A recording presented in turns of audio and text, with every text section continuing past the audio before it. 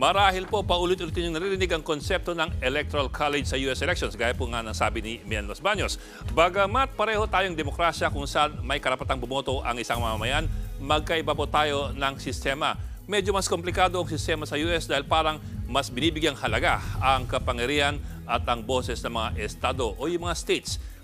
Kuha mo na, pangalan pa lang United States. Isa po itong bansa kung saan nagkasundo lamang ang ilang estado na magbuklod-buklod at magkaisa. Sa ngayon po, meron silang 50 states.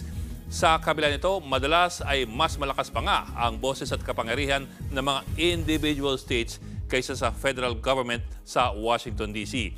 Kaya po sa kanilang eleksyon, meron silang tinatawag na Electoral College. Ngayon, sa Pilipinas, popular vote po ang gamit natin. Kung susumahin mo ang lahat ng boto ng isa't isang mga probinsya, higit 80 po yan, ang presidential candidate na may pinakamaraming boto, siya po ang panalo sa atin. Halimbawa, kung 5 million votes ang isa at 6 million votes naman ang pangalawa, yung may 6 million votes, siyempre, siya po ang uupo sa Malacanang. Mas komplikado po sa US. Doon kasi, ang kailangan mo may panalo ay ang electoral votes ng Electoral College na manggagaling po doon sa 50 states. Meron pong 538 electoral votes all in all. Naka-distribute po yan sa 50 states. Depende sa laki ng kanilang mga populasyon. Yan po, kita nyo sa mapang ito, ang distribusyon ng electoral votes sa bawat estado. For example, ang California po, merong 39 million population. Siya po ang pinakamalaki in terms of population. Kaya siya may pinakamaraming electoral votes na 54. Ang state ng Alaska, saan si Alaska? Yun ata, dapat nandun yun. Ang Alaska, meron pong 700,000 na populasyon.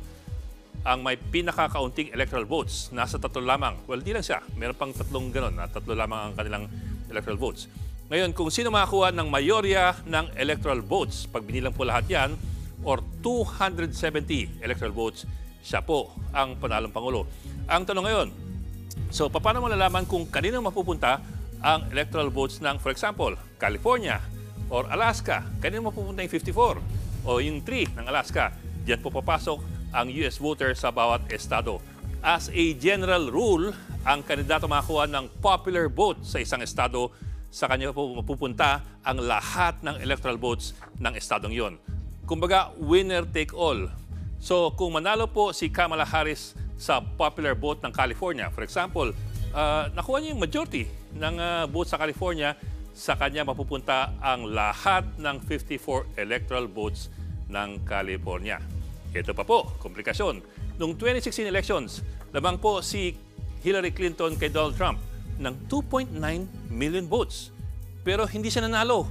Ang nanalo po si Trump. Dahil sa huli, ang nakuha po ni Trump ay 304 electoral votes. Bakit po ganon? Dahil nga, winner takes all pagdating sa electoral votes ng isang estado. Halimbawa, sabihin nating nanalo po si Hillary Clinton sa California popular vote.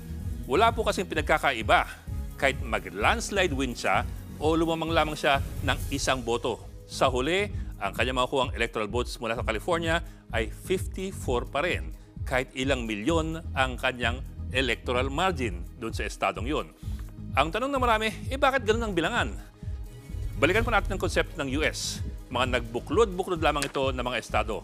Importante po sa kanila na may boses pa rin kahit ang mga estado na maliit lamang ang populasyon. Gaya nga po ng Alaska o Wyoming or North Dakota, 3 electoral votes. Kung hindi mabigyan ng malakas na boses ang mga maliliit na estado, wala po silang dahilan para magpatuloy sa Estados Unidos.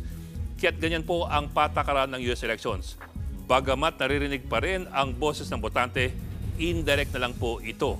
Ang mga estado, pamamagitan ng kanilang Electoral College, ang siyang boboto para sa pagkapangulo. Mga kapatid, Ed Lingaw po, maging maalam at may pakialam sa mga napapanahong balita sa ating bansa. Para sa mas malalimang pagtalakay at paghimay sa mga issue at headlines, tumutok lamang at pag-subscribe sa social media pages ng News 5.